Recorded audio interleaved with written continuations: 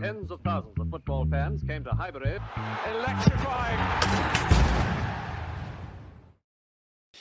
Yes, guys, welcome back to the unbreakable, the unmistakable, and the always lateable. TCP Live, coming at you live at 7:39 p.m. every Thursday evening on YouTube and available ad-free on YouTube memberships and Patreon. At this point, Rohan, it's disrespectful.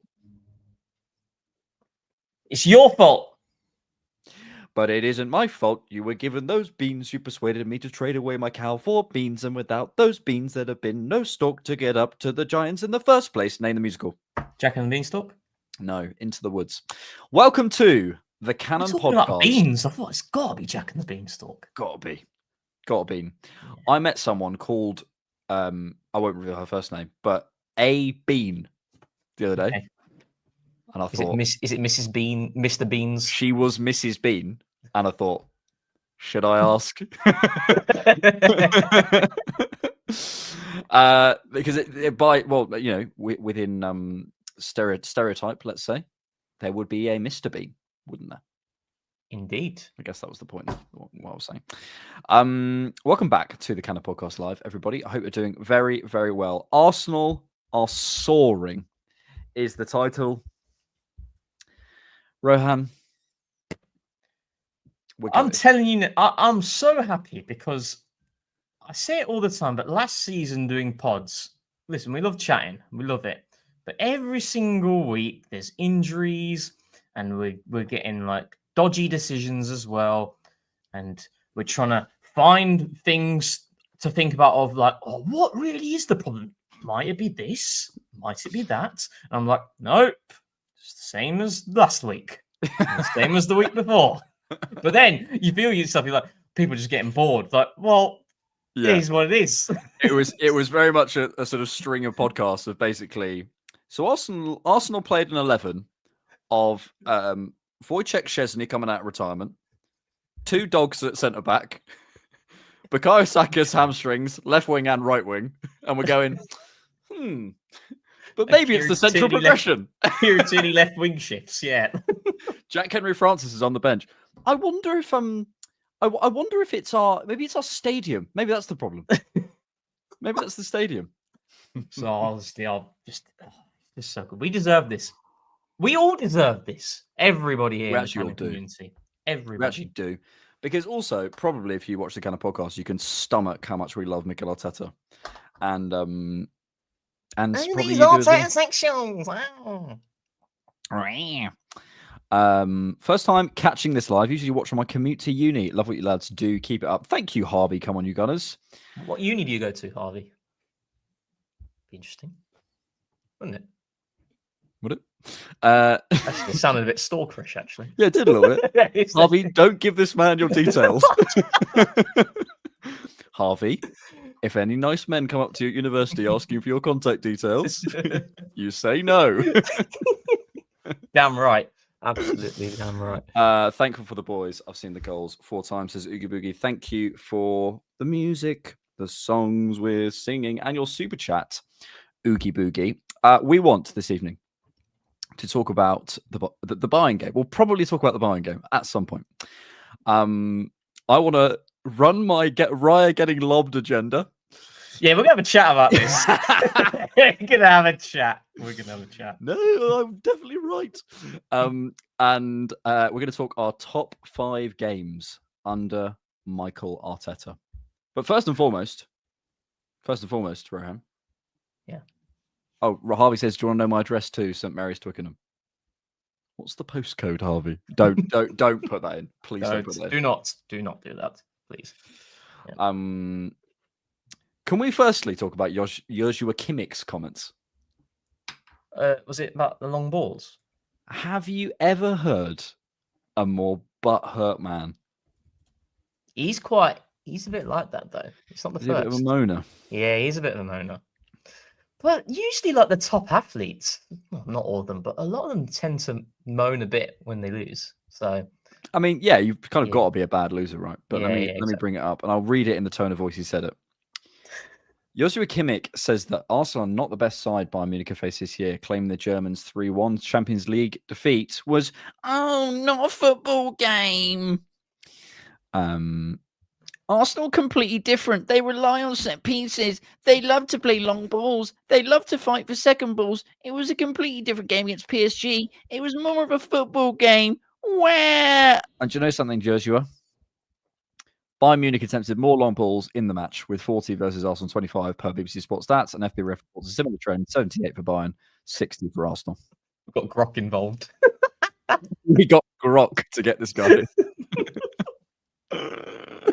Oh my god, yeah, it's a bit salty. But anyway, I think the best place to start, right, is with you, Alexander, because you were there, and I'm gutted I didn't go. I'm gutted I couldn't make it. First and foremost, met Lacazette. Yeah, what are your thoughts? What are my thoughts? No. Wait, as in, like, firstly of Lacazette as a player, and secondly of how he was. I'm sure he was a pretty chilled guy. Seemed chill. He was quite a chilled guy. Yeah. What nice? do I think? Did he smell nice? Yeah, usually. I didn't like stand near. I just shook his hand, and I was in the Live from N5 studio, and he was just like across from me. I didn't like go up to him and smell him. No, but like, I did. I will say. Do you remember his knee slide against Spurs? I think it was after the penalty. He scored a few against Spurs. Not the penalty. Banger. Yeah. Not the banger in the new stadium. He scored a penalty, I think in 20. What's that kit now? 1920. I think at the end of the 1920 season. Or maybe when COVID. I don't think he scored a penalty against Spurs. I'm telling you, mate, he did. Did he? I'm trying to think. Although now you've said it, I'm questioning it. No, I'm questioning myself. Lacazette penalty record. Let me find it. On Transfermarkt. Entire career. No, not all competitions. Let me do. Oh, no, because it won't be Premier League. Did he score a penalty? Let me try Premier League. He scored in the 4-2, the banger. He did. He scored a penalty in 2021 on the 14th of March 2021 in a 2-1 win against Hugo Lloris. Was that at home? It's this game. 2-1. Lamela scored. Oh, it's the Lamela game. Oh, yeah. Cool. He scored the penalty to win it. So that penalty, he does a knee slide and it's clean. Yeah. And I told him it was clean, and he looked at me and went, "Thank you." And that's what really happened. What really? Hang on, we can get a thumbnail out of this. When Alex met Alex. What Lacazette really said to me. I'm really disappointed I didn't even get that goal. That's killing me right now. It's actually killing me. Shocking. But yeah, met Lacazette first and foremost. That's the most important thing that happened last night, right? But yeah, I was at the game in the clock end, and mate, first and foremost, I will say this. I think that's arguably our most satisfying win under Mikel. I don't necessarily say best or like most exciting, because I think there's stuff to talk about, and Bayern are I'm not going to swear, brilliant team. They're sick, aren't they? They are so good. They're even better than I thought they were, and I thought they were good. They're so good, mate. We'll talk about them in a minute. But in terms of a satisfying, like, we're really matched up here. We come out in the second half and we go up a level and show ourselves and show a different face to ourselves. It's so satisfying, mate. Yeah. Honestly, just the most, like, yeah, as I say, the North London Derby, probably more vibes. We're going to talk about our favorite games under Arteta, but in terms of like a tactically satisfying, here's our level game. Loved it. Yeah, it was class. And I think, I kind of don't care about the Joshua Kimmich comments, because it's like what we saw yesterday. It was perfect for me, because I went into that game thinking, right, I didn't even feel really stressed, because there was no real jeopardy on the line. It was a game between the top two teams in which whoever loses, it don't really matter. They're going to qualify and they're going to finish, I'd say, in the top three, because of how good they are. So for me, I was like, my ideal scenario was for us to play against a Bayern team that plays really well on the night. They've been really good throughout the season, but I wanted them to show their best version on the evening. And I felt, from what I've seen of Bayern, that was up there with one of their better performances this season as well, even though company said post-match about the second half and stuff, which I felt we actually provoked. But yeah, That was about us. Sorry. Exactly. And it takes two to tango, doesn't it? It's like Arsenal could not have showcased that level without Bayern producing that level. And that's why I think they deserve massive credit for it as well. Like the first half, I thought, because I've seen a few of the Bayern games this season, but this game, like I was obviously, you're focusing a little bit closely. Jeez, what the heck? And do you know what? Just to quickly add on this, I was talking to this to someone in the office today. He's a Man City fan, and we spoke about this before in terms of like managers like Vincent Kompany at Burnley. He sacrificed them to build his reputation. You're obsessed with this. Yep. But it is true, though, isn't it? It's like I'm going to sacrifice Burnley by playing the way I want to, with players who are absolutely pony in that way. But it's going to get me a better job. And by the way, that's coaching as well from Kompany. Some of the things that he's installed there, it's like, geez, that's a proper coach. On your rewatch the other day, I just had a look at the comments, and it was like Rohan's mentioned Rob Holding in 22-23 again. I was like, bro, you're actually gonna have to stop. Genuinely, please. I saw that comment, and he was like, right, no, just stop on Rob Holding. It's fine, I will stop. But if I get provoked, I will do it. He'll do it. I think being in the stadium, and especially being in the clock end, you see certain things. And for me, I feel like up above you get more tactical view. Down below, you get more of like an energy in a sense. You might hear some of the stuff the players are saying. End on, you see so much more of the movement and so much more of the pattern. And it's a really interesting. I'd recommend if you can. I mean, I'm in such a privileged position. Just go to different parts of the Emirate. Okay, sure. But like, if you can, if you have the opportunity, I think it's amazing. What you see, especially from Bayern, is that movement off the last line with Eze popping inside, with Kane dropping out to the right. Like the amount of movement and the amount of sort of covering that we would have to do across the back line, and the decisions that we were making consistently. It was a lot of Mosquera and Saliba communicating, saying, who are you going with? Who am I going with? Who am I tracking? I'm leaving him. He's with you now. And it felt like a real communication game. It's probably something, again, on TV we never really talk about, but you're watching these players and they're literally just constantly, he's going there on your left, that sort of stuff. And we did get caught out ultimately by their movement, like, the movement in behind. I will say this now, and I don't want to stick on it at all. I've come to a bit of a thing about Marcelo Skelly. I think he might be... There was a player I wanted to describe him as, but it would feel harsh. He's a bit of a player who I think needs a couple of games to warm up. I think there have been players at Arsenal who I've always felt needed 5 games.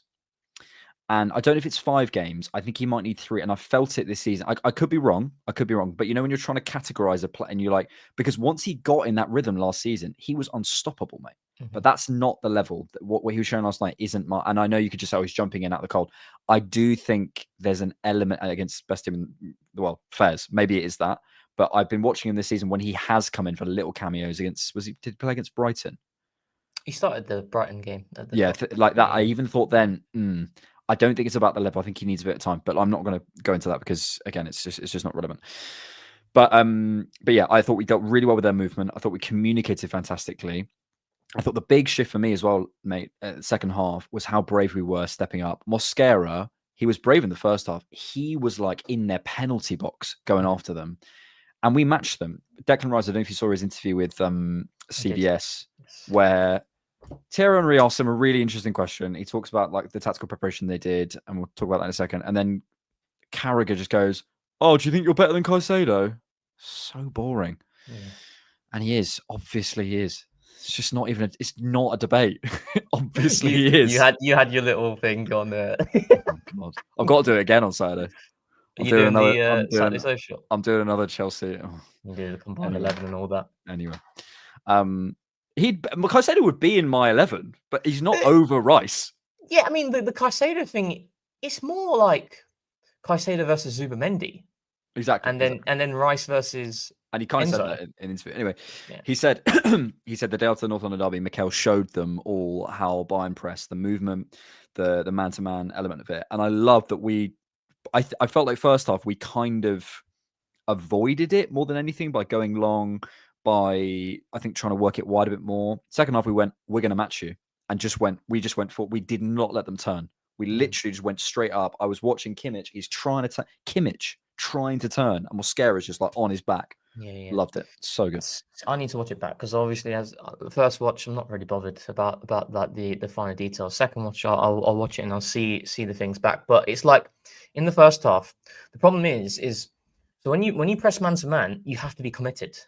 You have to go all the way in, because if you don't, if you're in between, that one in between moment between an individual can lead to a cascading effect. If someone, so if I'm marking you and then you roll off me because I'm not confident in going all the way in, then that means somebody else who's man marking someone else then is passed on to him. Then that leaves a free man, and then Bayern will work on this on the training ground. They would optimize it, and that's something they did against PSG. Actually, there was a really good piece actually by from the Athletic as well. Someone went through all the clips and stuff, and it showed like all it takes is one player. And that's why Declan Rice in that interview was saying about how we tried to stay a little bit zonal when they were rotating up, because we couldn't pick them up. Because if one player is confused about their responsibility in the rotations, then that means that everybody else then needs to facilitate that by going a little more zonal, and you're defending the space as opposed to the man. That's the difference. When you're zonal, you defend the space, you defend your area.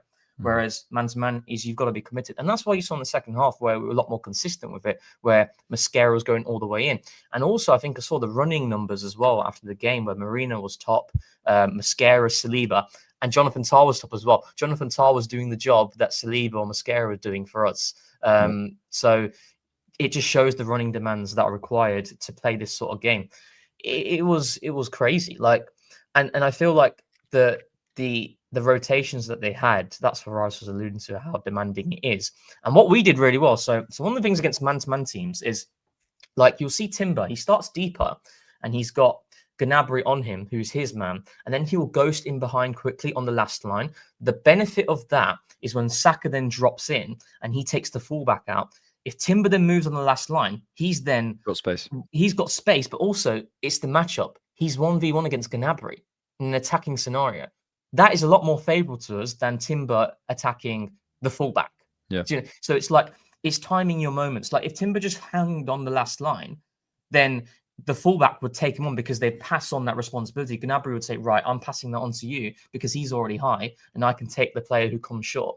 But if Timber starts deep and then he jumps high, it sometimes becomes too quick to pass on that responsibility because of how quick everything's happening.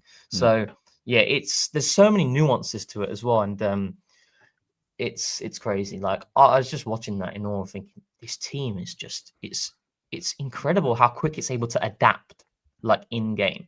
It really is. And like there was I think the first action, and again I need to watch it back, I was on so it would have been to my right, so it would on our left, and I think it was Miles dropping out, and they created an overload very easily and pulled, I think it was it would have been Mosquera. They pulled Mosquera and Miles out and created some space inside. And I turned to my mate and I went, that was too easy. By the next time they went down, Mosquera had adjusted his positioning and he was fine. And it's that level. You know, obviously they were trying to target something, and immediately, I don't know if there was a communication or they just worked out themselves. But again, I imagine Mikel empowers them to work that sort of stuff out themselves. He doesn't just go, I have to tell you what to do. It's okay. If they're trying to do this, you need to take a step, a yard back, whatever it might be. So it's not just the problem solving sort of as a group of, right, we're going to match them in the second half or whatever. It's the problem solving individually where, oh, that's happened. Okay, I'm going to sort this out. Saka, again, he's a master at this. I was a little bit frustrated, and I actually said it on the halftime show. It felt like we were using him as our outlet at the end of the first half, sort of on his own. And he wasn't winning many, but he also, the thing is, obviously, you're in that battle with Lima. If you can hold it up enough and you've got some runners off you, that's fine. Yeah. But he had no runners. So he would sort of 50-50 hold it up. But then even if he did get it, he'd lose it because he's got players around him. But then we pushed Marino up and started to be a bit more aggressive and started to have players up. And then we sort of used that. Yeah, I just thought the whole game, we were really, we probably the only poor period were like 10 or so minutes in the first half, but it wasn't even poor. Even when they were in our half, they weren't getting inside our shape. And it's back to this thing of in every single phase of play, whether we're throw-ins, defending, attack, whatever, pick a phase of play, they may be camped in our box, but because we can defend our spaces so well, there's a screenshot going around of, like the grass bits where it goes dark, light, dark, light. Our whole team was in one dark, one light. That's how compact we were. Yeah. And that just requires a level of concentration and energy and focus and discipline that is just amazing. Marty McFly has become a YouTube member from Back to the Future. Do you know that film? I've seen clips. The modern mind. The modern mind. He's seen clips. Hermit the Frog says difficult discussions will be. Is that you, Hermit? Can't see here. Bulky, mate. As in I'm admiring Looking your dench. your Looking muscles. dench. Yeah. It's looking dench. Difficult discussions will be had with Odegaard back, but Eze is on fire in the 10. Amazing problem to have. How do you think it will be handled? I have We spoke two about this answers. in the main pod, didn't we? A little bit, actually. Yeah, I tried not to. I have two answers to this. One is my cop-out Alex Moneypenny answer, which is... It's probably my answer as well. There's some games. And there are some games for Odegaard. I would say that Crystal Palace game for me is a perfect. Crystal Palace at home is a perfect Odegaard game. I would say that game against Man United at the beginning of the season is an Eze game. I would say that Bayern game was probably an Odegaard game on reflection, maybe. And probably the Spurs game, I would argue the Spurs game was an Eze game. Maybe. Just putting it out there, scoring a hat-trick. Because of where the spaces are. So that is a genuine answer. It's not really what he's asking, though, is it? Well, you have the left wing dilemma as well, don't you? Like, that's another cop-out answer in a way. Like, Eze is just going to be moved to the left wing, and to be fair, that's probably what is going to happen. Really, he's going to be moved into that position with Odegaard coming in. Because let's be honest, right? Odegaard's the captain. Now, right now, okay, from past evidence, I can't sit here and tell you Mikel Arteta is going to take Odegaard out of the team consistently because I've never seen it. I've only seen it in small spells. Back in, not that season, but back in 21-22. You can say the season. It's fine. I'm not saying it anymore. 21-22. There was a period early on in that season when Odegaard was taken out and it was Lacazette and Aubameyang. They played as more of a pair. And there've been other small little periods, but Odegaard hasn't been taken out of the team like predominantly for a stretch of games. Yeah. So I don't know. Like, I think personally, what's going to happen is Odegaard will be in the midfield at right centre mid, and Eze is going to see most of his minutes on the left wing. That's what I believe. Do I want that to be prevalent consistently? Not really, because I like Eze as our right centre mid. But now I'm loving it. I'm loving it now because it's a different type of player who's interpreting that role in a different way because Arteta recognises that he's a different type of player to Odegaard in the same way as Mikel Merino and Victor Gyökeres. Yeah. We would have tried to play a different game with Victor Gyökeres because he has different characteristics and qualities than a Merino. I think there's some stylistic matchup between what Trossard does well and what Eze does well. Yeah. I just think Trossard's been our most productive player. I mean, it's a good, as Hermit says, it's a Hermit, as if that's your name. As Hermit says, it's a good problem to have. I don't know. I also, and maybe this isn't a cop out. This is a genuine thing. I just think the days of like someone playing an entire season uninterrupted in one position is over. Like it's not about, oh, come on. Like, it literally is over. Name me a player who uninterrupted, and by the way, successfully, other than like the freaks of the freaks, Declan Rice, play a whole season in one position, 60 games, and there's never any kind of movement or different dynamics or periods of seasons.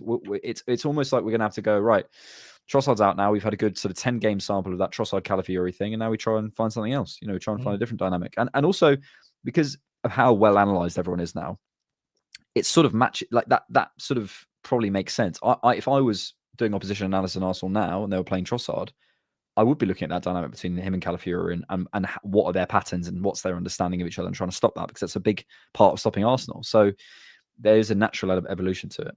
Yeah, 100%, 100%. Like, and yeah, like I mean, Eze so far this season, what games he started left when he started against Bilbao, he started against Forest. Like those are the 2 games so far. Yeah. And didn't think he played well against Bilbao, but looked really good against Forest. Yeah, I mean, I also kind of feel like, we have I naturally, when you think of wingers, you're thinking, right, I want blistering pace, 1v1, ability to go in and out. But like Trossard's shown the ability, in which, you don't need to have blistering pace to be productive and to have performances and affect play and have a dynamic that is really flourishing through that left-hand side as well. And Eze is, when you look at like Martinelli, Eze, and Trossard as a trio, Eze and Trossard are the 2 that stylistically match up similarly in the same way as like a Madueke and a Martinelli as well. So I think the most significant difference, which isn't massive, but probably the most significant one, is I do think Trossard's a not better receiver. He looks after the ball a little bit better because Eze back to goal. Because Eze takes more risks ultimately. Yeah. So I think you're going to get the ball out there and reliably recycled more with Trossard, but you might get more flashpoints with Eze. It's just up to you, whatever you want. Forder says, drop Rice and play both Eze and Odegaard. What do you reckon? No, thank you. Actually, there was a comment about Rice. Oh, where is it? It's like, what do we do if Declan Rice sustains injury? Cry. That's what we do. We cry. We'll flip to Forder because, Rohan, I have to say, is it class? I think this might be his best. Oh, really? I think it's his best. I mean, he's been doing this for more than a year now as well. Like, I mean, it's just Xavi Simons there. It's unbelievable. Chelsea world champions win staring at the back of Mikel Arteta's head. That is the back of Mikel Arteta's head. It's not just the back of anyone's head. Arsenal flag on the earth. Harry Kane on the floor, presumably after the Declan Rice tackle. Xavi Simons on the floor. After the Declan Rice tackle. I mean, that is Chelsea world champions scribbled out. It's just, I couldn't tell you where the hidden Rohan is. If that's not a 10, what is? I think he's had better. Yeah, I think so.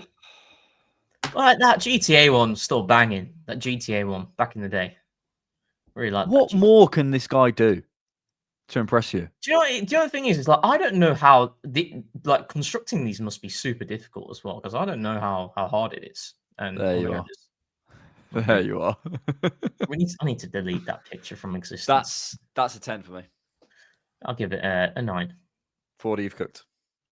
You always cook, but that was a cook. There was one. Right. I think was it last week. It wasn't his best. So we are honest. He hates your thumbnails. Yeah, I am. All right, speaking back to Declan Rice, right? So there was the question about Declan Rice. What do we do if he's injured? Cry. He's our most important player. I was saying this in the summer window where we came out of that. I'm thinking, right, there's some players here who, if they sustain a long-term injury, I'm going to cry anyway. But Declan Rice is the one I'm going to cry the most because there is nobody who has the capacity to do what he can do and is stylistically like Declan Rice. That's the key. Stylistically like Declan Rice. I said something yesterday, and I think I back it. If Declan Rice could, because he can already. Just look at his FB ref. Oh my god, it's crazy, isn't it? I looked at it when I wrote a piece. And compare it to last season as well. You've got your little FB ref thingy now as well. So guys.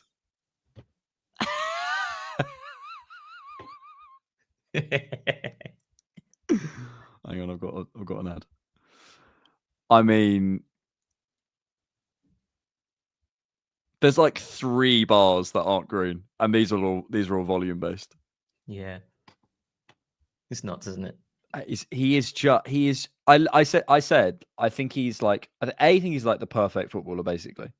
Like, he has so few weaknesses, and I said if he and I think this is overplayed, but it is a factor. His ability to take it smoothly on the half turn, especially on his left, when he sees it on his left. And there's like occasions in games where there is an opportunity to take it, and he doesn't. But it's like the most minuscule. If he could do that, I think he would be the first player I've ever seen without a weakness. As in what? Sorry, I didn't catch the weakness that you said. I didn't catch that. When especially on the left, if he's back to goal, taking it on his left smoothly in that action, he can do it. It's just a little bit clunky. Yeah. That is literally, I think, and I said yesterday, I don't think there is another weakness in his game. In terms of like the things that matter, like, so, so I said Declan Rice has two weaknesses, in my opinion. First phase build up against a man-to-man press in which he is the reference point receiving in the middle of the park. And you don't have someone like a Zubamendi. I think we should see it now because I think that would have changed. Maybe I don't think like I'm personally thinking, right, so David Raya's got the ball and I don't know, like say Caicedo's pressing onto him. Declan Rice is back to goal.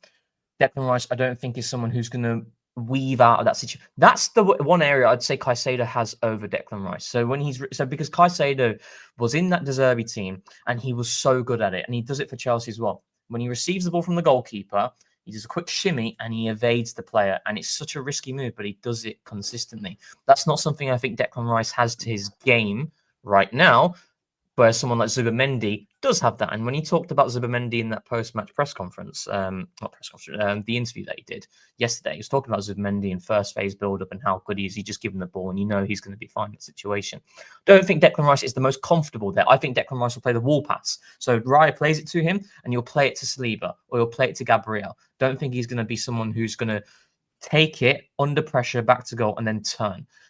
And the other weakness, which doesn't matter, is what we saw last season, was when Declan Rice is high between the lines in tight spaces, he's not as effective.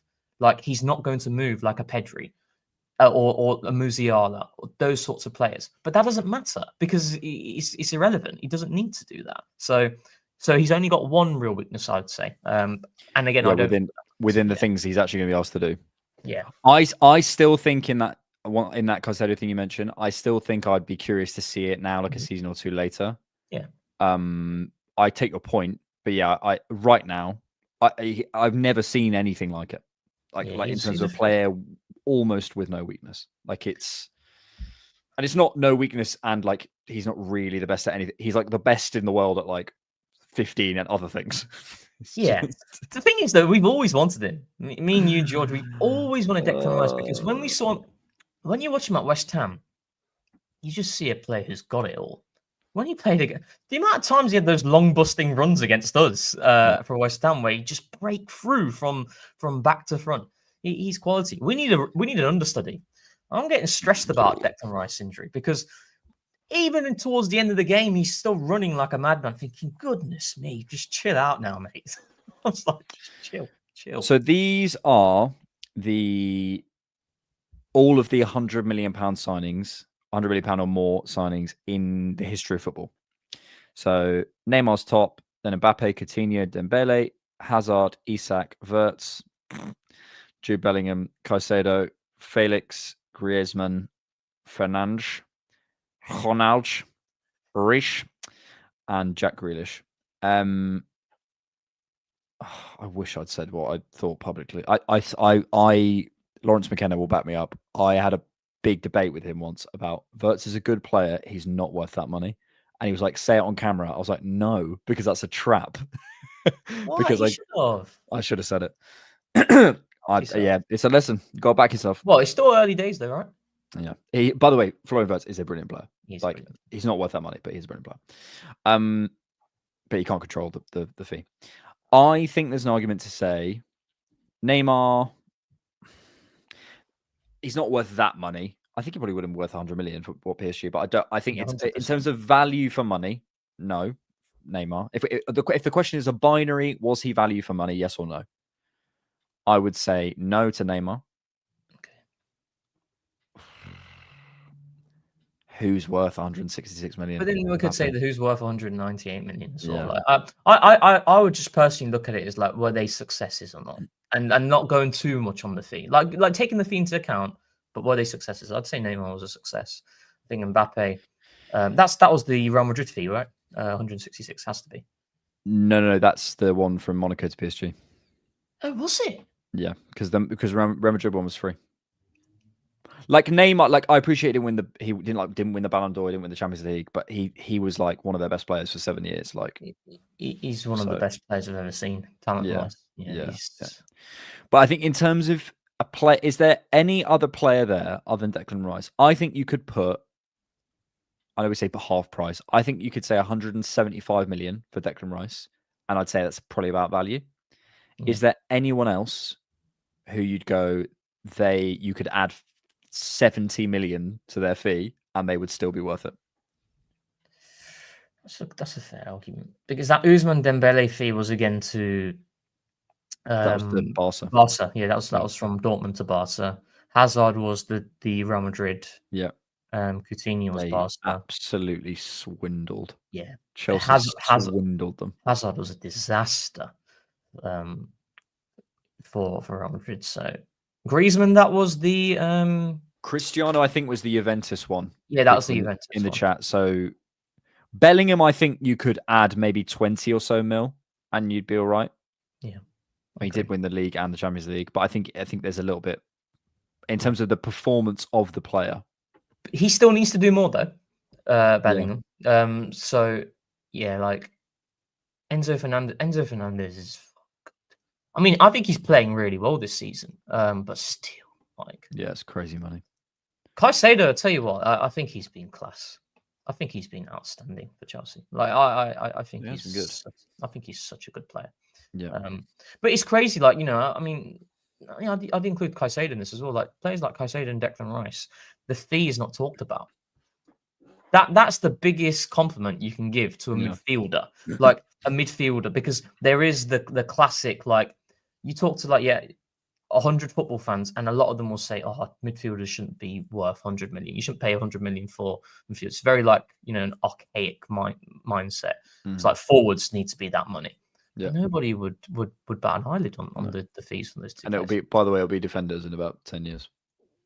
Yeah. I mean, it's already getting there, isn't it? I mean, look at some of the big, defender. Yeah, like what was Harry Maguire was 80 million, wasn't he? So if Saliba had if we'd sold him well, we'd won the league last season and we got him on the contract. Okay, so new contract.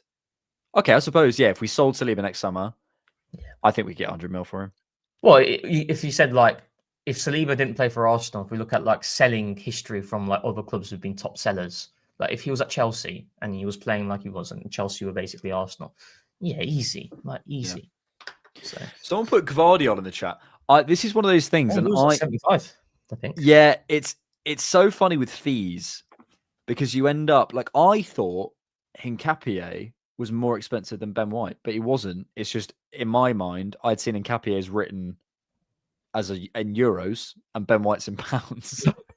I didn't even bother checking because I remember when you said to me he's Arteta's most expensive son. I was like, is he? Yeah. I didn't bother checking. But and I had the right figures, but they were just in the wrong currency. So, but it's funny. Gvardiol was it's one of those weird things where it was 75 plus loads of add-ons, which made it 100. So anyway, Mike Watts, thank you for super chat. I don't know if you guys noticed first off, especially Saliba stepping into midfield, but also him and Mosquera alternating between left centre back. Really liked the dynamics. Yeah, I mean, it's like, do you know? Sometimes people will look at it and think, Mikel made a tactical tweak of Mosquera this time going in. No, it's not a tweak. It's about who needs to go in that moment. It comes down to common sense as well. If Harry Kane is started on our left hand side and he's pinning Mosquera and then he drops, well, Mosquera's going to go and follow him. If Harry Kane's pinning himself on Saliba and then he drops, well, Saliba's going to follow him. Usually. So I think sometimes there's so much emphasis on tweaks. Yeah. Tweaks have been done. So no, players are also just interpreting it differently. And so I've got a whole. I can't remember if we've spoken about this offline. We have done. Yeah. Are you thinking about the same person? Oh, person? I don't know that person. Maybe not person. Okay. But we had a chat about it. Yeah. It's just sometimes I'm just in general, I'll see analysis and I'm like, it's just such a reach, or if it has happened, you're describing what's happened, but that wasn't the input. So that's not the impressive part. Like you're saying, like, oh, Saliba did this or whatever. It's like, okay, but the actual tweak was a swap in position. It wasn't wasn't the thing you're describing. Exactly. Yeah. Like, we're not saying that there's not tweaks. Arteta does make tweaks, obviously, overall. But it's like, for example, it's like, oh, Arteta's changed from like, like just that example there. Like, I think sometimes we need to understand that players are not robots. Players will also be able to think for themselves and interpret what's happening in front of them. I've got some fluff in my USB, guys. Some fluff. Pause. What kind of fluff are you talking? I think I put my Something so bad. I put a tissue in this shirt, and am I weird? Do you think I'm weird? Like a weird person? No, I don't think so. But people could think I'm weird. Am I weird? Yeah. Yeah. Sometimes I think I'm an odd person. I don't think I am. What are the mannerisms that you show that? I don't know. Just sometimes I'll be like, I think I might be a bit odd, but that's fine. Mike Watts, thank you for your super chat. Thank you so much. Very kind of you. Could McSauce be a good rotation for Rice? No, but he is a good example of. I don't think he's mobile enough, and I think he has that Merino. It might be a good rotation for Merino. Has that Merino quality of arriving late and timing his arrivals in the box and stuff. Like, he's very good at that. I don't think he's got from what I see, a sort of, I would call it like loose enough pass range. He's tidy, but it's not elastic, I would say, in terms of like, I'll watch him play like medium pass, medium pass, medium pass, medium pass, medium pass, and then he might play one long pass. But when you watch Deck and it's like short, long, medium, round the corner, it's like there's so much to his game. The thing with McTominay, though, what were you going to say? No, I think for me, like when I think of like Declan Rice contingency plan, I'm thinking of someone who has the capacity to run consistently. Like, do you know what I mean? Like relentless. Like, obviously, I'd be willing to take the trade off on other aspects in terms of like passing and switches, etc. I'd be willing to take that. I just look at it right now. I'm thinking, right, if we lose Declan Rice, who's got that capacity to operate stylistically in the way that he does in terms of what he does off the ball, the running power, and that's where I don't think there is someone, basically. That's what I'm thinking. Like, but so that's what you have to make a compromise. Who's the replacement for Mbappe? No one. Yeah. So it's like who's like a proper like running engine type midfield. Someone like Elliot Anderson would be a good Declan Rice understudy, but that's costing you 100 million. It's not no point, and you can't give him that role, so there's no point. Yeah, I really want to answer that question. Could I've got answers, by the way. Oh yeah. Could McTominay be a good rotation for Rice? Was jazzed 292. Oh yeah, that was what I was going to say. I think McTominay is an example of someone. It's environments. I will bang on about Marcus Rashford until the day I die. Like, when you have those, but when you have those raw skills, you just need the right space to exploit it. I hear that. Odd topic that highlights non-Eurocentric values, but Noni and Timber talk about how the large prayer group has promoted brotherhood. Great teams have had religious/party animal units in the locker room. Yeah, I love the Bible boys. Love it. They all pray together before the games. Great stuff. It's really good. It's really good. On Noni, actually, by the way, I know it's not directly related to this, but so when I was watching the Chelsea footage back, and I think we said this on the main post, one of the things that really stood out for me was his movement and how he arrives in the box, the conviction in his runs when the ball's on the opposite side. So when it's him who has to attack the box, whether it's on the front post or the back post, he consistently gets in front of his man every single time. It nearly happened in the first half as well, where he arrives brilliantly and he's just not strong enough in that situation. And he gets the goal with not, the most clever movement, but it's something I think Madueke could notch some good output by just repeatedly finding himself in that space when we're funneling play through the left-hand side. Highlighted this on the initial scouted for Noni Madueke. If you go back, we were watching this and we thought there might be some more goals in it because he's quite good at it. He scored quite a few goals from there. Yeah. And with a more I always kept saying, with a more kind of predictable environment, Yes. where you know that ball's coming in, you can time it better. Yes. It's like for example, what you just predictability in sequences. So it's like with Eze in terms of the space that he's been able to find himself in on the top of the box or just inside the box. It's repeatability. Now, obviously, different situations will demand you to strike it differently. Like Arteta said post Spurs, where it's like bouncing ball on his left foot and his right foot. That's something that the individual player is just going to have to be able to deliver in that moment. Yeah. But if I keep finding you there, you've got the opportunity to really notch output. And I think, it could be with Madueke as well. So, yeah. There's a thing. I feel like there's a period of time, maybe last season, where it felt like, someone like, I don't know. Like, because didn't Eze miss a chance against Spurs before he scored? I think he did. No, he missed the fourth. No. It was before he even scored. Against Spurs? I swear he missed a chance. There was someone. Was it maybe? I can't remember. Are you getting confused for yesterday? It's not top of the box, but no. Ignore me. I don't think he missed the chance against Spurs. That was side of the fourth. I want everyone to write me a comment like this. All of you. Great shout, Alex. It's the Great Shout Alex podcast. Thanks, Just Tom. And you're not just Tom. You're You're Tom. fantastic, Tom. Fantastic, Tom. I always think it's funny we're called Great Britain. Like, imagine calling yourself Fantastic Hungary or something. It's such an odd thing. It's the capital of Hungary. Budapest. Good man. People didn't like the shirt number thing last week. Well, the comments didn't like it. The what? What shirt number thing?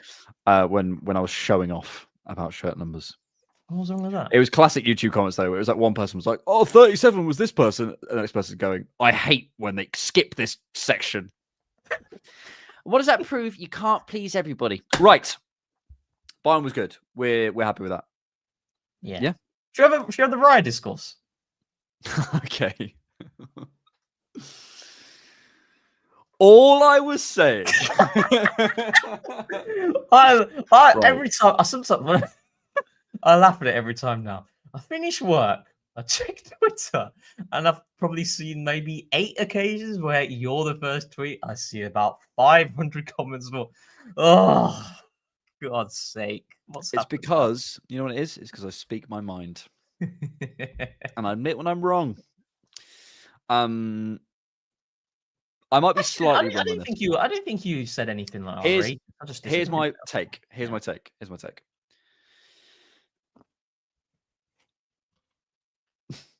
Bro froze. Firstly, I'm saying this in the middle of like the best Arsenal run ever. So I wanted to keep this to about 2 minutes because it just doesn't matter. In this case, right? It literally doesn't matter. And I want people to know that I know it doesn't matter. It was just an off the cuff comment that I made. When a keeper gets lobbed 3 times in 8 months, I think that's too much. Subjectively, you might say, no, it's not, whatever the circumstances. I think that's too much. I would look into it. I look into the 3 situations he's been lobbed, and I think in each of those situations, I look at them: the Saar one, the Mateta one, and the one with Richarlison, and I think he probably could have responded a little bit sooner.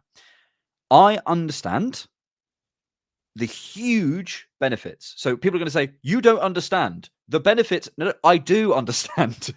I'm saying I don't value it as much as you. It's like someone going,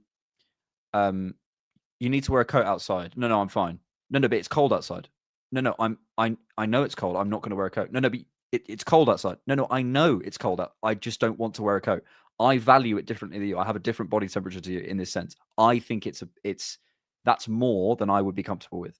However, I accept that is potentially people are happy. And so that's why I asked the question, what number would it be before you say, because mine is 3. I would start to go, maybe. And maybe someone's answer is 100. Yeah. I don't know. But there has to be a number where you say, I need to start looking at the keeper, not the instructions. That's my opinion. To be fair, I don't think a lot of that's wrong, actually. Like, personally, I see the benefits like outweighing the cons massively. Like they could score 2 more goals. I want to quantify that. So how many for you? In terms of goals, like conceded. Yeah.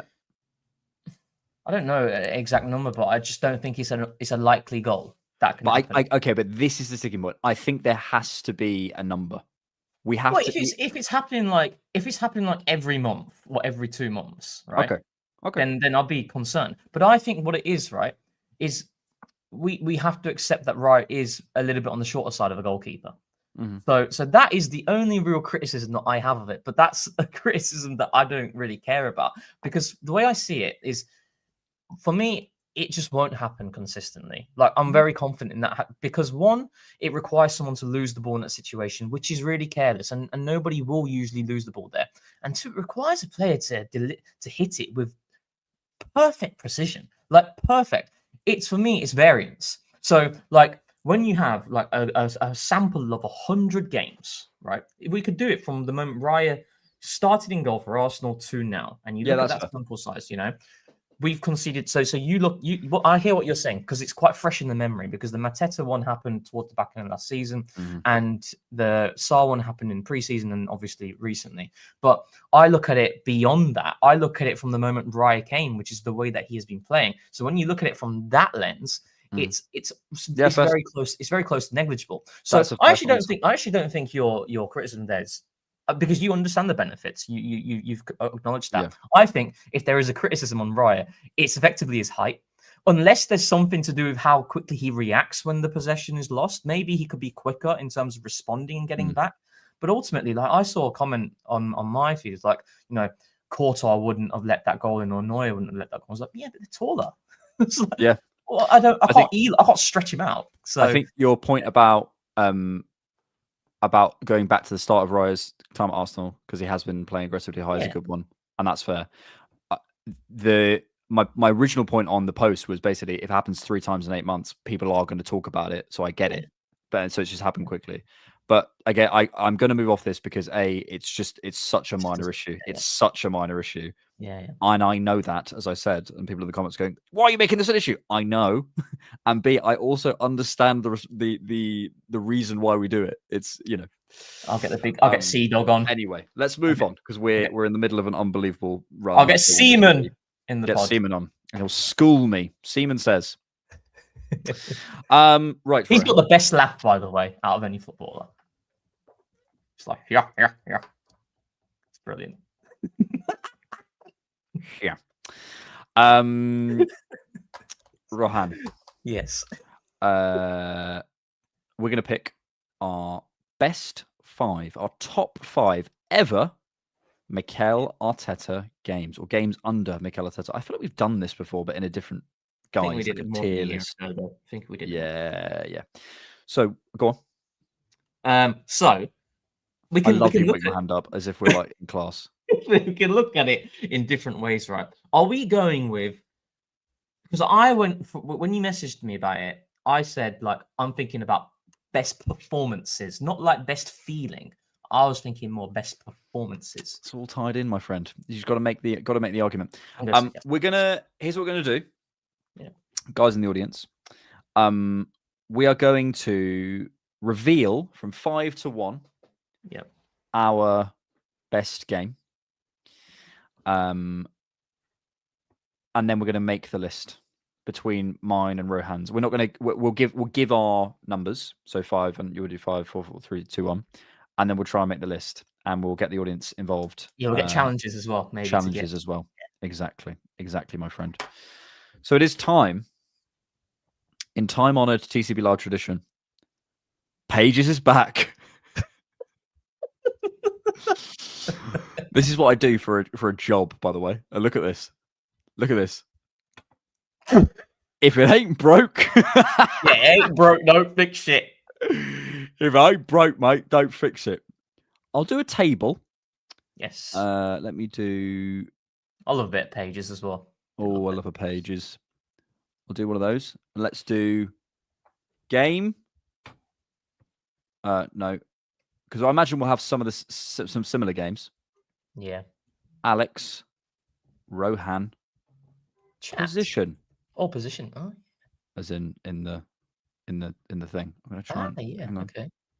Put it in the middle. No, all of them in the middle. Thank you. There we go. Rohan, would you reveal your 5th placed game, please? Arsenal 4, Spurs 1 on this season. Arsenal 4, Spurs 1, as I struggle to actually create any more rows. There you go. Arsenal 4. Wait, why do we need the Spurs game column? 1. Oh, yeah. No, we don't need the position one, do we? Oh, yeah. There you go. So that's your 5th placed game. Yeah, what's yours? My 5th placed game was Man City, the 5-1 in 24-25. I've got a bit of an unpopular opinion on that game. That was my 5th placed game. Could you give us, Rohan, your 4th placed game? The 4th best game ever under Mikel Arteta. I promise you it's not all recency bias, but Tell you I'm what we could do. I am such an idiot, aren't I? Why don't we just do this? Yeah, that's I am just such put, an like, idiot. just put the ignore me. 5th. Yeah, I don't know what I'm doing. I've just deleted it. 5th there. There we go. Right. Yeah. We got there in the end. Your 4th place game, please, Rohan Jivan. Again, this is very recent, but I think it's important. I'm going for the Bayern Munich game. Arsenal 3. Bayern Munich 1. None of the others are from this season. Okay. My can I go? How do I do that? How do I get more? There we go. Here we are. Now we're cooking, aren't we? My 4th placed game is Newcastle 1. Oh. Arsenal 2 from this season. I'm actually gonna start putting the season as well. Yeah. Oh, she's looking lovely. Just so we're aware. Oh, not too keen on having the font bold, but it'll do. Don't question me. Give me your 3rd place game, please, Rohan. It is Chelsea 0, Arsenal 1 in 22-23. Chelsea 0, Arsenal No, Arsenal 1. 1. So Arsenal, yeah. Did I say 1 or 2? The Stamford Bridge game? Yeah. I said 1, didn't I? Yeah. You love that game. I knew you'd pick that one. Yeah, I love that game. That game was... My 3rd place game. Any guesses? Arsenal 5, Chelsea 0. Is Man City. No, sorry. It was Arsenal 1, Man City 0 in the 23-24 season. Really? Mm. Well, we'll talk about these actually in a bit. So. We probably will, I suspect. Yeah. Right. Second for me is Arsenal 3, Liverpool 1 in 23-24. That's your 2nd best ever game? Yeah. Ever under Arteta? Yes, we were incredible. Okay. Watch that game back if you have time. 2nd for me was in fact a loss. Oh, that's hipster. That's so hipster. Arsenal 1, Man City and you're 2 coming at me in the 21-22 season. Oh, here he goes. Explain why. I'm not the tactico. He's the I tactico. think we might have the same first game. Yeah, I think so. Please reveal your number 1 game. Arsenal 3, Real Madrid 0. Yeah. You know what? I was very tempted to put the 2-0 at the Bernabeu as well. Really tempted. The 2-1. Yeah, 2-1, sorry, yeah. What enough. Okay. Slip him. Yeah. A reminder of our picks. First, both picked Arsenal 3, Real Madrid 0. Second was Arsenal 1, Man City 2 in the 21-22 season for me. And Rohan picked Arsenal 3, Liverpool 1 in 23-24. In third, Arsenal 1, Man City 0 in 23-24. Rohan, Chelsea 0, Arsenal 1 at Stamford Bridge away in 22-23. Fourth was the Newcastle game from this season for me. And Rohan was the Bayern Munich game, went in at number 4. And fifth was Arsenal 5, Man City 1 for me in 24-25. And Arsenal, I've got 3 Man City games. I really hate Man City.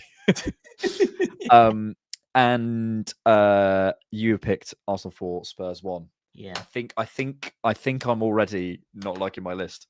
Really? Which ones are you not happy with? What are the chat saying? The chat is not happy with your hipster take. Okay, they're not happy with. No, that's your take though. It's yours.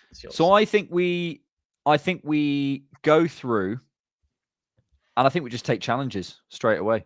Yeah. So for me though, like these are games for me on performances, not like feeling. If it was based on feeling, I'd have the Bournemouth game in there, like the 3-2. I'd 100% have that there. Let's explain our picks. Yeah. For people to while they get their challenges in. So I think the 3-0 against Madrid is Just utter domination. Domination against the best Champions League team of all time. Yeah. I was there as well, which I know I shouldn't factor in it, but it does make. I was behind the Rice goal, and I will talk to my children about it. It was that special. Yeah. That was the day Arsenal won, Man City 2. I know we lost in 21-22 when I knew we were on the road to being a proper club again. And it is a very, very important. I remember even what I was wearing that day. I was wearing a white Adidas hoodie, which I've lost, and I would like to get it back. I was with my friend George and my friend Andy and my girlfriend at the time, and I was eating breakfast while it was going on because I'd woken up quite late because it was New Year's Day. You needed all this detail.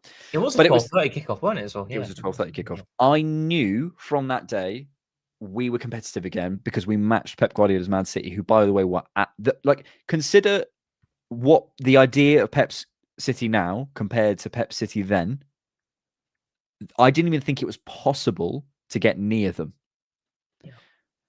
And I know we lost, but we were absolutely the deserved. We should have won that game. So for me, that holds a special place in my heart. Why the 3-1? Because that is just such a random game. Because that was the period. That was at a time in which we needed to win. We needed to win that game. Otherwise, the gap between us and Liverpool was going to. I think it would have been 6 points. So we clawed it back to a level playing field. And the performance was ridiculous. Like, chat, please back me up on it. That performance, the game, the goal that we conceded, I don't know if you remember, it happened right at the end of the half. And it was just a brain fart moment between Saliba and Raya, and then Luis Diaz just bundles it home. We absolutely battered them in the entire game. Like, so good. It's probably the best performance we've had against Liverpool. Like, in the Jurgen Klopp era. I'd say like the 3-2 in 22-23 is up there as well, but You've not convinced me. Arsenal 1, Man City 0. I feel like maybe this one might get bumped out. I've put it third because of it felt like, for me, in that same way with the Liverpool one, that felt like the moment where we were going to win the league. Yeah. And I remember the celebrations after because it was such a tense game, and it was the first time in the league. We didn't beat them in 22-23. It was the first time we actually got the better of them outside of the Community Shield, because we'd won the Community Shield. If you remember, we'd won the Community Shield, but we'd lost both games in 22-23 against them. And that was the first time it felt like it flipped to beat Man City. So it was kind of a continuation of the game before in second. But that was... the way it happened at the end with Martinelli, Tomiyasu knocks it down, like, great. Off Ake's head. So if we're talking about like a moment, I completely hear you, because that was the first time we'd beaten Man City in the Premier League era against Pep. And obviously the community, because it was like the Community Shield was like, yeah, we'll beat them in the Community Shield, but it don't matter. It's a friendly, it's a glorified friendly. So that game was important there. But what we'll say is, I feel like that game against City, both teams just cancelled each other out personally. Like, I feel like Liverpool versus Arsenal this season, the Szoboszlai free kick, that game is very similar, where I didn't think any team really deserved to win.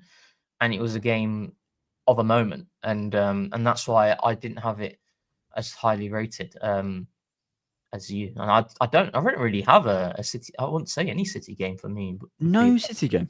No, not in terms of like performance, like complete performance. Like the games that I felt like they were complete performances. But in terms of what it meant. Yeah, what it meant, then yeah, I think there's an argument there. But like I said, I'm going by performances. And maybe the Bayern Munich game perhaps might not be there because we didn't dominate. That's what I mean. So the Bayern Munich game, I'm willing to concede. I'm willing to concede the Bayern Munich. Yeah, I think the Bayern Munich game. I might move the Bayern Munich game out and put like the 4-1 against Newcastle. Yeah. 23-24, you know? I don't know. We'll see. Yeah, that was. I mean, but they weren't that good then. They were deep. They were good. They were good. Do you not remember the build up to all that? That's like, you know, like the there was so much happening like on the Twitter account, on the Instagram account, because it was I think it was a 5:30 kickoff. Yeah. And they're like building up so much because this annoyance of Newcastle was building, and yeah, for emotion, 100%. Like, yeah. Niche game you enjoyed is a good question. Niche game. I love this. We're just absolutely winging Arsenal content. It's great stuff. I like that one. Come Can we to put that one second. for one game you absolutely hated? No, because I want to go to the challenges. Yeah. Oh yeah, maybe we should pick. No, not the worst. We should have a niche best and niche worst. Yes. Do you know what I mean? I could move one of the City ones, I think, but I'll come to it. The Newcastle, because I think this is going to be the one that does win us the league. I think this will be the game that everyone looks back on and says, yeah, that was the game we won the league. Yeah. So I think this will actually go further up. I think this might be my second favorite game under Arteta. Although, to be fair, I mean, maybe we win the league. I don't know. And so you've done it a lot on emotion as well, haven't you? In like moments. Yes, I'm an emotional man, Rohan. You are. I should have probably. No, I'm happy with my picks anyway. Okay.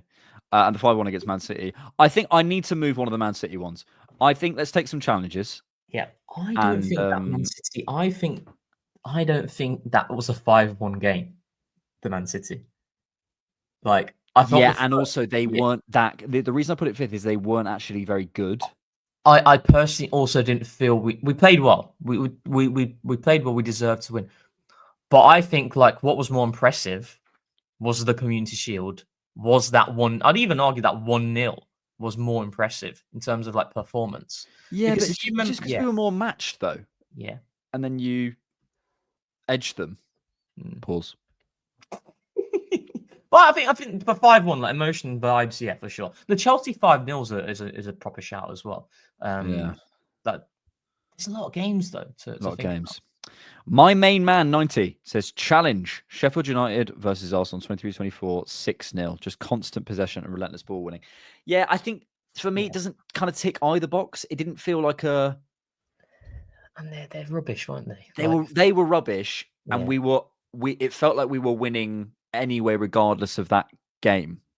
Yeah. We were just steamrolling teams. Like it wasn't like it took that game to do something. That was just part of a kind of period of the season.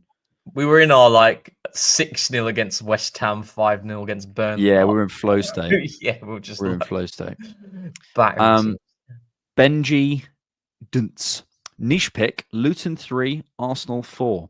I would argue I hated that game though. That's my niche worst. Yeah, I absolutely hated that game. That's David Raya's worst game by a country mile as well. He was looking to lose us that game. Like, Benji, can you clarify whether you meant niche best or niche worst? Because I think I'm going to pick that as my niche worst. I hated that game. That was horrible. And like, obviously, you had the big moment at the end. But do you know what that game felt like? It felt like a regression back to like before Arteta came in, and we just had no clue how to handle those games. Kenilworth Road, and I forgot what the centre forward's name for them was. It's like just like proper nuisance. It was What was his name? That's going to annoy me. Yeah, because you had Carlton Morris was the other guy. You had Carlton Morris. They had a. But then he had the 6 foot. He's like 6 foot. I had him my. Adebayo, that's it. Adebayo. Oh, yeah. God. Oh god. And who was that other bloke? The guy you met on the train. Oh my god! All right, chat. Awoniyi, but that's Forest. Awoniyi. He is built like a fridge. Absolute monster. So I was sat next to him. My seat was there. I thought, I swear that's him. And then we had a little chat because obviously East Midlands Awoniyi. That was actually the Wolves game. It was on the final day against Wolves, beat them 5-0. And then Crystal Palace played Forest. Awoniyi scored a 1-1. And yeah, we'll have a little chat about that. So yeah, but proper monster and smelled nice as well. Somewhat nice. She smelled nice. Yeah, it smelled nice. Well, like, surely, you know when you like meet when you see someone who's like, okay, he's got a bit of fame. Like, I want to see what's he wearing? Is he wearing some good, you know? Yeah. I'm not the only person who does that. Definitely not. I don't just go there and go.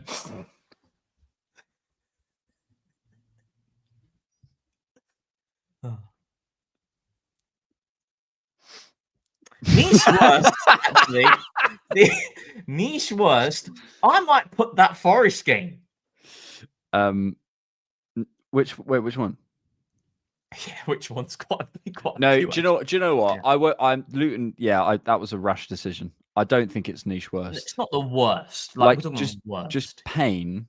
I mean, arguably the PSG game, but like that's not niche, is it? No. I think. Go through our results. I think. Because there'll be one against last season that I've just thought. No, I think Arsenal 0, Burnley 1 in 2020, 2021. Bamiyang got sent off. No, Bamiyang got sent off, and there was an own goal. No, was it a Bamiyang? Someone got sent off. There was an own goal by Bamiyang, and I think he got sent off. Oh, that's gonna annoy me. Burnley. Oh, I'll tell you my worst. No, Granit Xhaka, of course. Granit Xhaka. What am I doing? Granit Xhaka. Yeah. I'll tell you my niche worst.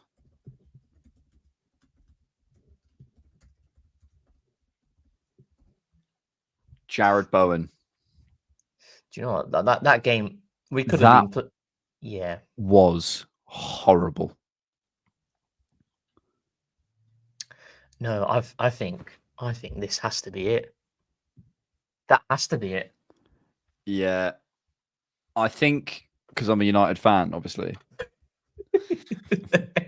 Are you saying is that your pick? I think so. Yeah. Has to be. I mean, has to be. They were down to 10 men as well. Havertz dived for the penalty. Odegaard missed it. Then Havertz missed the penalty in the shootout. Oh, that game was... I never want to see that kit ever again. I know it's for a good cause. But I never want to see it ever again. Do you know what? The Villarreal actually get the Villarreal game in 2020, 2021. It's not a bad shout as well. Yeah. Super niche shout, says Aaron. Arsenal v Brighton home game 23-24, 2-0, if I recall correctly. We create a million chances. Amazing Odegaard game. That's a great shout.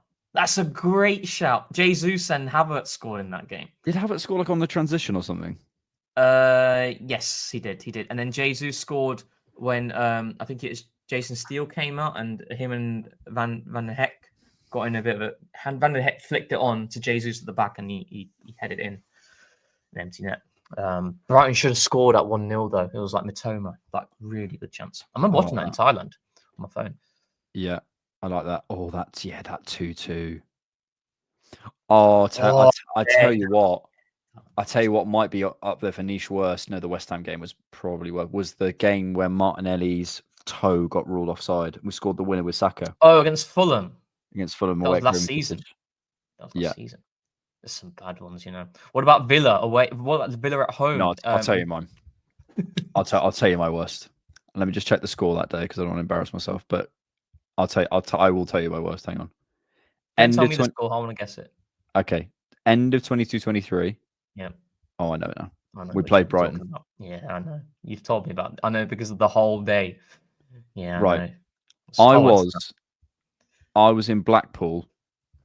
I think you said this last week. Did I? Or the week before. It's just pure trauma. Pure trauma. I was in Blackpool and my girlfriend broke up with me that day.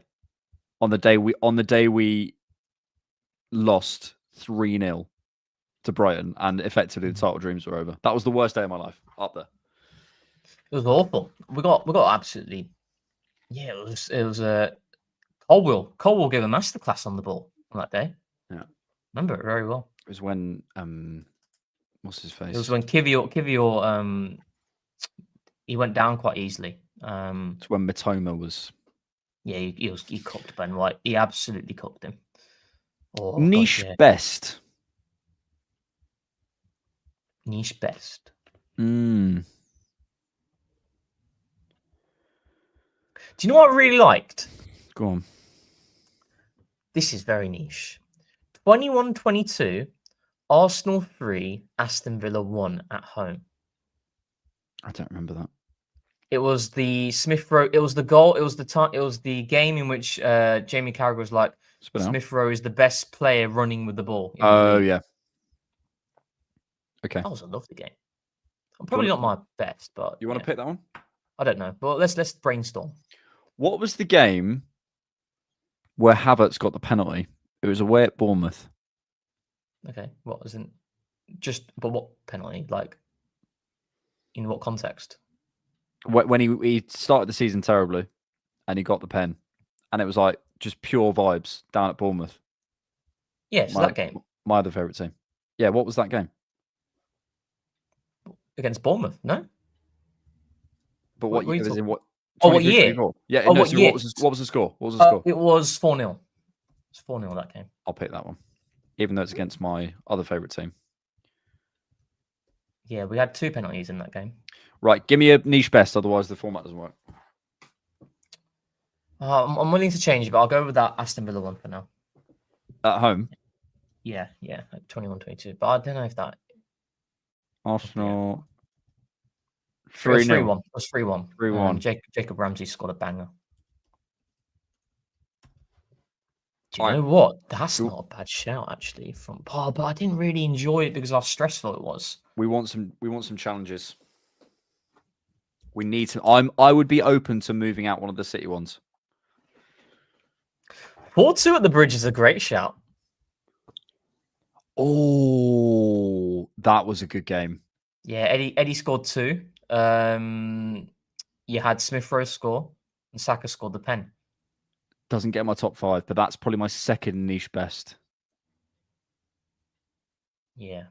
Or another niche best shout, that Watford game where we're in Oh, the that game was close. That was stressful though. At the end, that was stressful. Yeah. Yeah. It's a great shout though. That is a great shout. It's an absolute. Yeah, because we started we scored some banger goals in that game. It was in like the second minute. It was the Odegaard, White. Pathfinder, you've cooked.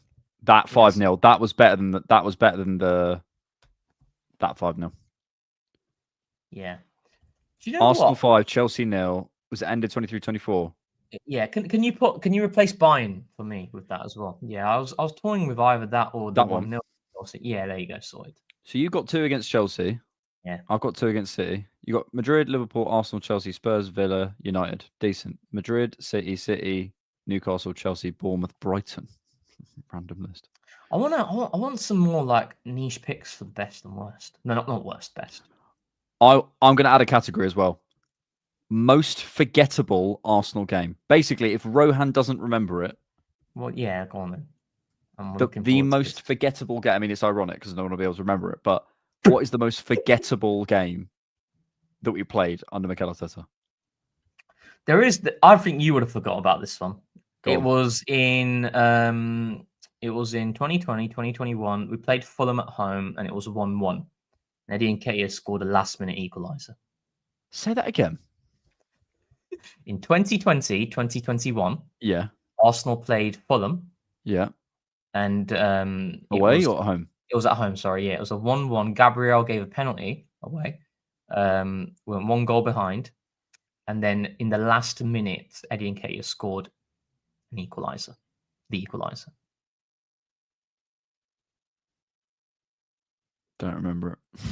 Yeah. I don't think a lot of people would remember that one. That game is like just about in my memory. It's just about there. Yeah, I mean it's an ironic category because I don't remember it. So I guess that's the point, isn't it? No, maybe Niche best against Aston Villa, but that maybe game we was shouldn't be most forgettable. Are we okay? Here's what we'll do. I'm happy with my list. If you are, yeah, I'm happy with that. You don't sound happy. No, I'm good. I feel like the niche best. I feel there's more games probably if the chat were like, but they're not firing any games that are hitting my My juices. I think I've got to put the Bournemouth game at home 22-23 in somewhere. Where does that go? Yeah, if you're doing yours on feelings and emotions, then yeah, I think you should have that.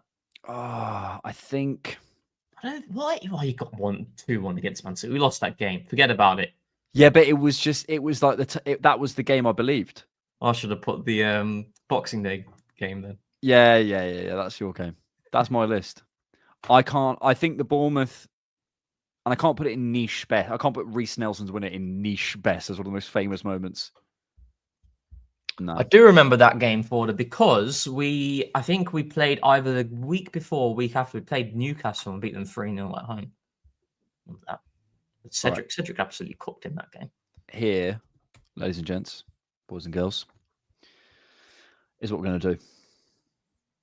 I love these bits of TCP Live. This sort of stuff, I absolutely love it. I don't care about the tactical stuff at times. You don't want to be a tactico, do you?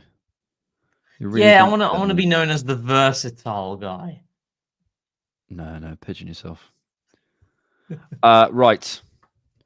Whose list is better? I'm going to put it in the chat. Rohan, Alex, the poll has been started. Whose list? I put whose with an apostrophe. Oh, I'm an idiot. That's poor. That's really poor. I've written who is list is better. And they're all going to vote for you because they like you more. That's not true. They like you more. That's not true. That's true. You're an elite content creator. It's because I'm a bit of a bomb. Don't stop. Firstly, that is not true. Secondly, stop putting yourself down for attention. Bullshit. Neither shit. I'm joking. We've had nearly 30 votes. Rohan pulled the pity gimmick. And they're all voting for him. That's what I was going to tell you. Specsavers, right? I went to Specsavers, and I was dreading thinking my prescription's going to go up again. It didn't go up. My eyes have stabilized. That's good. What you on now? No idea what I'm on. But my eyes are bad. Like okay. Bad. Yeah. So they didn't get any more money out of me. Thank God for that. Do you think it's because you're looking at screens? I mean, at work, I am looking at screens a lot. But you look at screens, right? You don't have glasses. Yeah. I feel like you probably maybe look at screens more than I do. Probably, yeah. Yeah. So... Probably. Voted for Rohan because he put just one game from 22-23. Yeah, you've only put one game from 22-23 to your credit. See? And that was, there you go. There you go. I've got a real bias towards the latter stages. You've got a few. Oh, no, so have you, to be fair. You've only got one from 21-22. Yeah, I mean, like, I think this list, though. Right, okay, let's change this question, right? How many come we the need end some of the more votes, season? people. We've got over 500 of you watching live, and only 58 of you have voted. Yeah, but right. 10%. How many of these games do you think will change come the end of the season? Like, how many more games from this season? I think there could be two more. Two more. Against any specific team?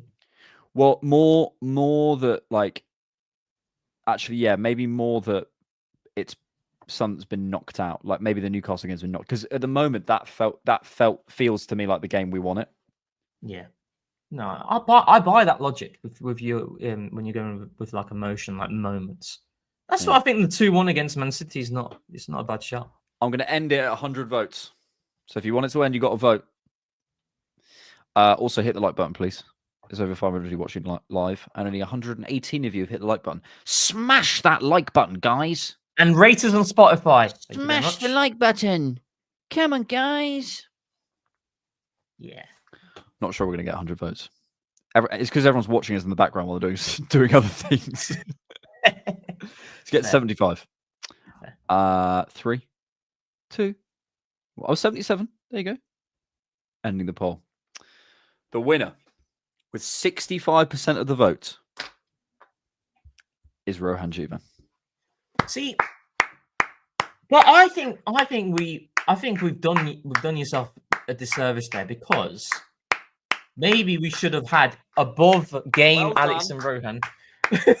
Maybe above game Alex and Rohan, we should have like what we're basing this off, because you base yours more of emotion as well, didn't you? Like moments. I feel like your list would change if it was like complete performances. I think if we post this on some social networking sites, do you remember everyone called them social networking sites? Who called them that? My mother. Oh, you're on the social networking site. Maybe like careers fairs. Like, I wonder what people would say. Shall we? Yeah, go on. We've got Spotify says to listen to a few episodes first before rating. Well, then you should not listen to enough episodes. You don't want to listen to us, Pathfinder? Listen to some more. Right, last 5 minutes. Questions. Yeah, questions. Questions, please, people. We got Chelsea at the weekend. Chelsea.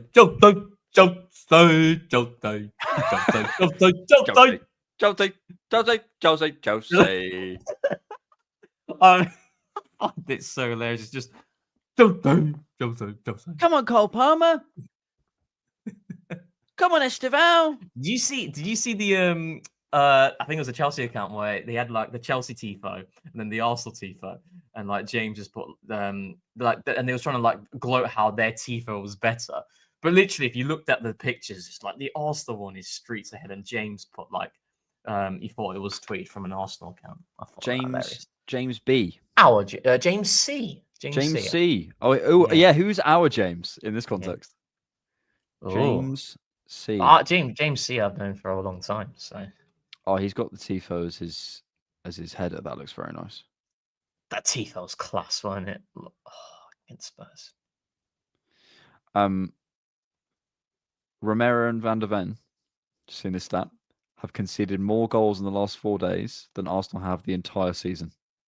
Yeah, it's crazy, isn't it? All competitions. James always has some of these he has these cheeky tweets. That was actually Rory Talks Ball. Yeah. Oh, was it? So give credit where credit's due. Yeah. Rory Talks Ball. Rory Talks Ball. Go on, Rory.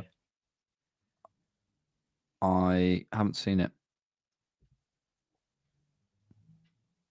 Might have to scroll a bit further. Yeah, I mean, I feel like you need to hang your tifo. It can't be over. It needs to be hung to look good. I think we've got levels to go though. Like we can up our tifo game by another level. Because I love fireworks. Oh yeah, it was brilliant. But I'm like, see some of the tifos in Europe, like Dortmund, and clubs like that. It's, I'm not trying to belittle ours. Ours was class, but like you see in Europe, they got stuff like happening as well. It's not just the tifo. They got like people are moving things, and then it's like actually doing something as well. It's like a little play.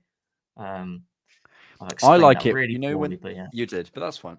We know what you meant. I know when when the Champions League people shake it. Oh yeah, I like that. I think it's good. How was the fireworks? You were there, so on where? Last night. Were there fireworks? Game. I was in the studio, so I couldn't see. Oh really? There's also a really weird rule. No, I can't tell you that actually. You can tell I'll me. tell you after. It's not like Is it really corporate feeling or what at club level? No. So I've been club level before, but like yesterday, for example. Not the Madrid game. Well, the one thing that did annoy me about the Madrid game, I really luckily got tickets last minute through Konami, and I'm not the guy Steve is a legend, like a really nice guy, and I met some really proper Arsenal fans. But it was empty. It was just dead. Like the box next to us there was no one in it. The box next to us was like 2 people in it. Our box wasn't full, and I was like, yeah. Could you know how much money certain people would pay to be here? Yeah. It's and just because you're just like, oh, I can't be able to go to the game tonight. Like you can't begin to understand how much someone would appreciate a free ticket. And like if they said to me, you can fill a box, here's 10 tickets, I could fill it like in about 15 minutes. Right. This may be one of our final acts of today, right? What's the most you spent on an Arsenal ticket? Most I've spent on an Arsenal ticket? I'll tell you mine. Guess how much? Go on. $5.50. $5.50. Do you know what game it was? No, I'm going to guess end of 22-23. No. PSG last season. Wow. Because basically I was on holiday, right? And on the day I came back, I wouldn't have had time to like network and stuff and ask the people because they probably would have sold their tickets. So I knew one guy, and it is what it is. You know, supply and demand. He was raising the price of I'm just going to pay for it. I don't care. Like this is the biggest game I would have seen. Like So when that goal went in, not gonna lie, you know, naturally, like it comes in your head, like I've spent $5.50 for this. yeah, It comes in your mind naturally. Nobody can say I don't regret it. I don't regret doing it, but it's like, damn. nah. And even if we'd lost 3-0, it's just the fact that you're there. It's just the fact I that had to be there. Like I would have kicked myself, like if I didn't. So don't kick yourself. I got home at like 3 a.m. as well. Good stuff. I've got this place I go for food that is like weirdly near Highbury Islington Station, but no one goes in. And mate, it is. I'm not telling anyone. It's going. It's not. What, is it not packed? No, it's not packed, and I will tell no one about it. Maybe they need some business, Alexander. If they want to do a little deal, I'm a businessman. Right, we'll finish there. Thank you all for joining us on another fun-filled edition of TCP Live. We had analysis, we had stats, we had debate, we had games, but most importantly, we had fun. And most importantly, even more than that, we had you guys. Why are you doing that face? I don't know. And I meant that sincerely and said it insincerely. I really mean that. Thank you for being here. Appreciate it. Yeah, I love you, Rohan. I love you too. Thanks, darling. When are we actually going to go to a game together? Because it's getting to a point. It's been we like should have actually gone to the Bayern game, shouldn't we? 2.5 years. I did invite you. You did. Just to be clear, I invited Rohan. We just couldn't. I just couldn't make it. Like I had a work meeting. Should I pick a weekend game that you could get to? If it's Saturday, I'll always make it. Saturdays. You can do Saturdays. Yeah, Sundays is difficult because of other commitments. I love that we're doing this on the pod as if we can't talk after the podcast and sort of. I'll be there. If I lived in London, I would go to every single Arsenal game, like every single game. I could. I've got a game. Brighton at home, 27th of December. I'll be going on holiday that day, actually. We'll think about it. We'll be going to Amsterdam, actually. We'll see. Damn. No. What are you doing in Amsterdam? End the call. Is it the same friends you went to Thailand with? No, don't say it. Right. Thank you all for being here. Thank you, Rohan. Nice one.